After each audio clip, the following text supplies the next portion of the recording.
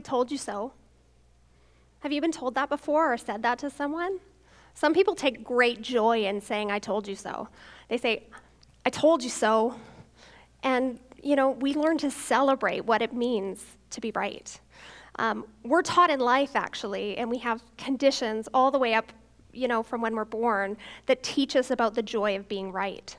So in school, there's a right answer when you're called upon in class. There's a right answer that you need to get on the test to pass your course and to get a good report card.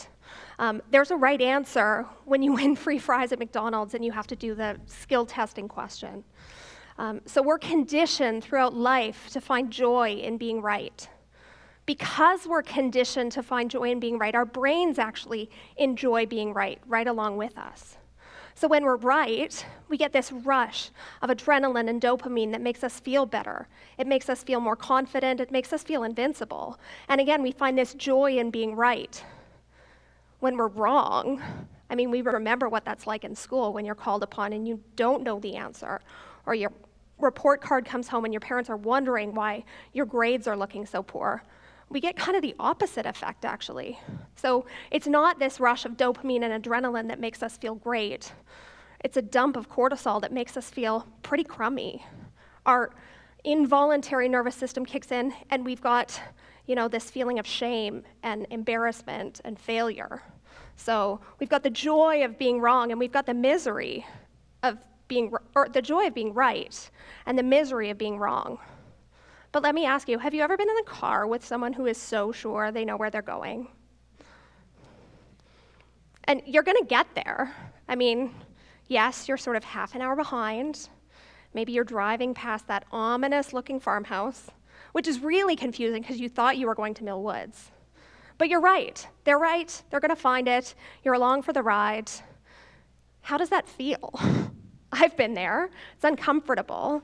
And what if you're not a passenger in a car, but you're a member of a project team where you've got someone who's making a decision?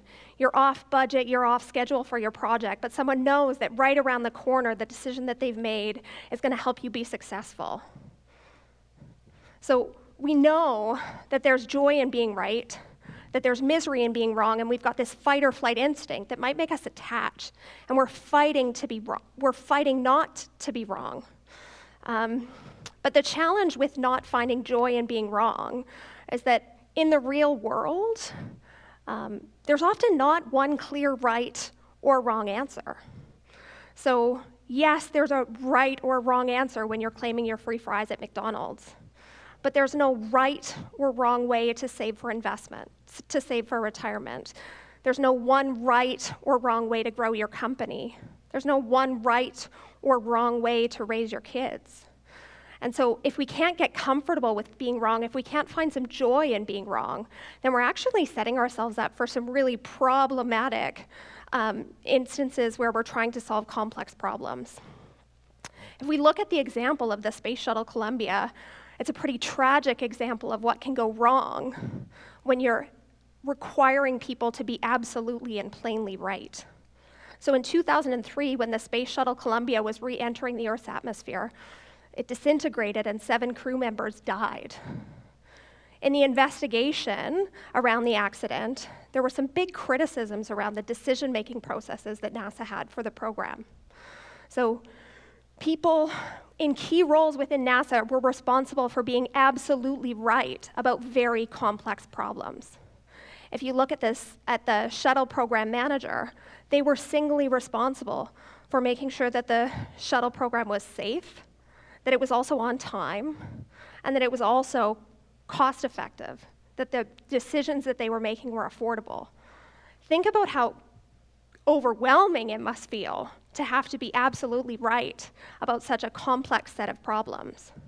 And so there were a whole host of things that went wrong that led to a pretty tragic outcome for the Shuttle Columbia. So they reduced the amount of paint that actually would have covered the foam that dislodged during launch and put a hole in the wing. They changed the structure of the foam itself because of Environmental Protection Agency rules, and it was less strong. They made the decision that they weren't going to do an inspection of the damage that they thought might have been caused at launch, because there wasn't going to be a good way to solve the problem if they found the hole that ultimately was in the wing of the shuttle. And that's not quite true. So unfortunately, these 7 crew members weren't even prepared to have the best shot at re-entry. There was someone who wasn't wearing their helmet. There was, not everyone had their safety gloves on. They definitely weren't pressurized in the right way. And there was this chain of things that went wrong because we were requiring the team to be absolutely right about really complex problems.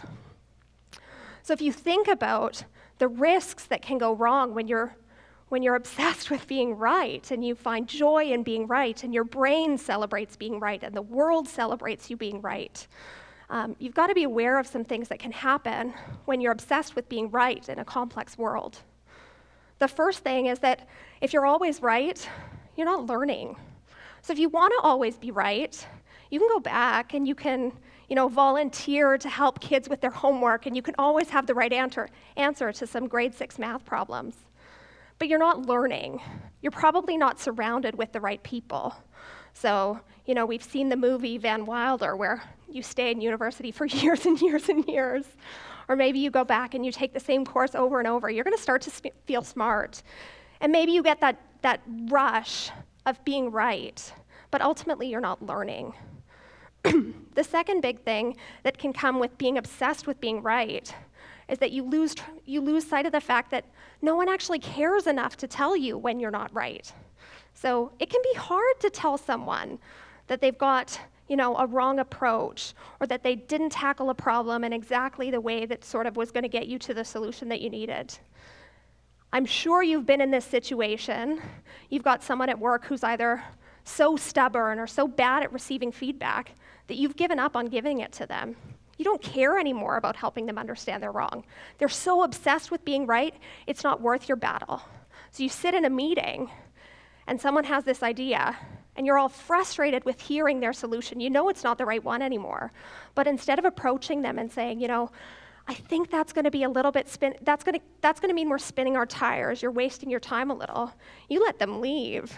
And then the 3 of you who are left in the room say, okay, well, we know that always happens, but we're going to do this because we know this is the right thing. They've given up on you. And so you're not learning. It might mean that no one cares. And then the last one, it's kind of the scariest one. Has anyone heard of the Dunning-Kruger Effect?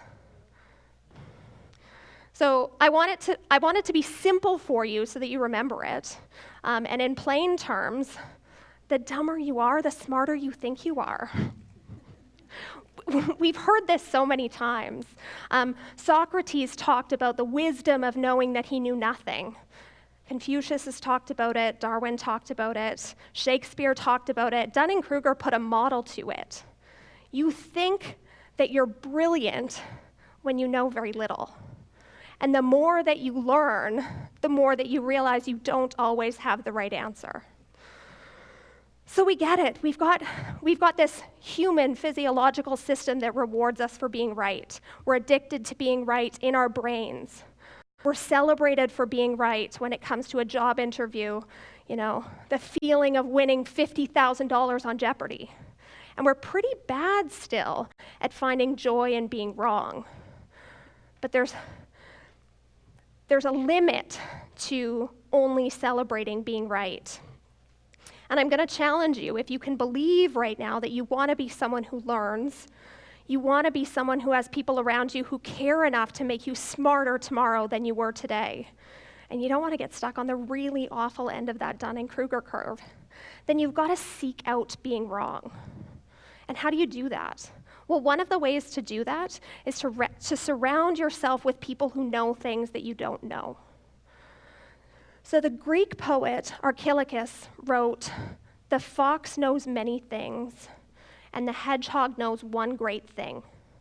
We've heard it before, jack of all trades, master of none. Again, it makes it feel like we need to be the expert. We need to be the one who always has the right answer. But psychologist Phil Tetlock has actually taken that parable and used it to develop what he calls the science of super forecasters. And he's done decades-long research on tens of thousands of predictions and decisions that show it's actually the fox, the one who knows many things, who's so much better at predicting than it is the hedgehog, who knows one great thing. So what does that mean for real life? Well, I think we've all heard conversations, we've probably been frustrated by companies or organizations or political parties who talk about wanting to have more diversity, who talk about wanting to be more like the fox, to know many things. But again and again, we hire the hedgehog. We hire the person who always has the right answer. So yes, I'm recruiting for a new CEO of a company, and we've got this incredibly strong leadership team. It's not very diverse. They're pretty good at knowing what they know. And one of our candidates is a star. He's that hedgehog. He knows everything. And there's value in those people, but there's a limit to that value. So if you're hiring the hedgehog, you might be hiring someone whose father and grandfather and great-grandfather were pioneers of the industry. You know he's got the right solution. But is it really adding to the value of your decision-making as a team? And as we're trying to solve complex problems, we need to be focusing on what we know empirically about the value of being the fox, about the value of knowing many things. So you might be saying, well, I know that I'm not at that super awful end of the Dunning-Kruger curve. I know that I'm open-minded. I seek out people who I'm learning from. I am open to feedback.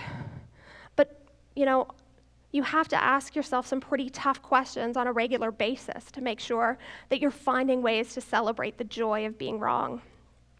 So maybe you're a person who thinks that you're open-minded, but you still question why you would have a sex worker or a homeless person at the decision-making table when you're trying to figure out how to solve the problem of persistent poverty. We need, again, to have that diversity of perspective.